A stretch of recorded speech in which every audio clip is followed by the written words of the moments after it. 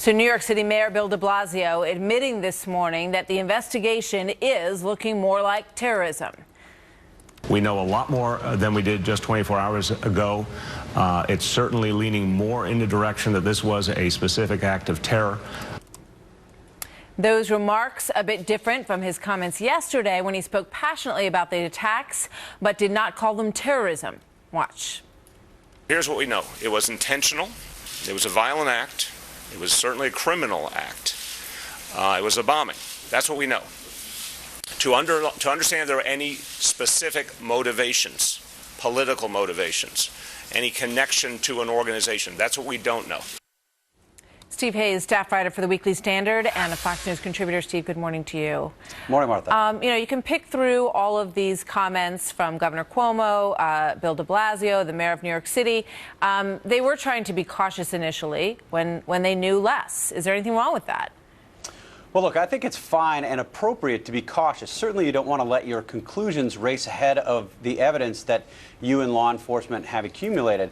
That said, there seemed to be an eagerness and urgency almost from Saturday night into Sunday morning and throughout the day, and even this morning with Mayor de Blasio's comments on Good Morning America, to rule out the possibility that this was a coordinated attack, that this was anything other than a lone wolf attack, that it might have had foreign connections. And again, we've seen this pattern before. We've seen this throughout the past 7.5 years from the Obama administration. We've seen this repeatedly.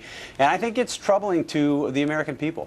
Are you surprised at the response to this by the American people, by everybody going to work in New York and New Jersey this morning? I mean, you look back at what happened in Boston, and it did, it's a smaller city. Some of the circumstances were different, but there was more of a feeling that things needed to be locked down until the manhunt was finished.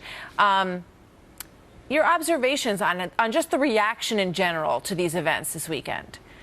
Well, I think in the case of Boston, there was certainly the view from law enforcement that the threat presented by the attackers was likely to continue and that they needed to be apprehended immediately to prevent additional follow-on attacks. I think there is the same sense, you're getting the same sense increasingly from law enforcement, particularly if you look at the comments this morning, that you didn't have necessarily yesterday. I think part of it, as others have pointed out, is the fact that New York has seen these kind of attacks in a way that other cities, or these threats at least, in a way that other cities have not. And that might explain some of the reaction that you're seeing, both from New Yorkers and from public officials. Yeah, it just seems strange, though, Steve, that our skin has become so thick that 38 people can be hit and injured in attacks over the course of a weekend.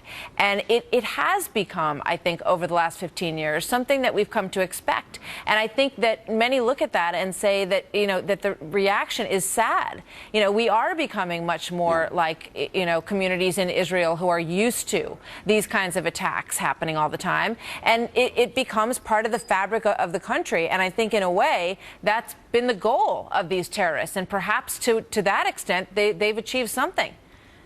Well, I certainly hope not. And I think maybe another contributing factor is that you've had, from the president on down, senior officials who have downplayed the overall threat. I mean, the president of the United States said in his interview with Jeffrey Goldberg of The New Yorker that basically the threat isn't that bad. It's just that this appears on the news so much. If it bleeds, it leads. And you've seen consistently, whether you're talking about the original airplane bomber who was called an isolated extremist, whether you're talking about the attempted attack in New York City, where the Pakistani-American was described as a lone terrorist, and then later they had to double back on that. You've seen an intentional, I think, effort to downplay the threat, particularly as it relates to attacks or attempted attacks with international ties or potentially connected to known terrorist groups. I think that's a problem. I think the administration and others have given some Americans, a false sense of security, and I think it's dangerous. All right, Steve, thank you very much.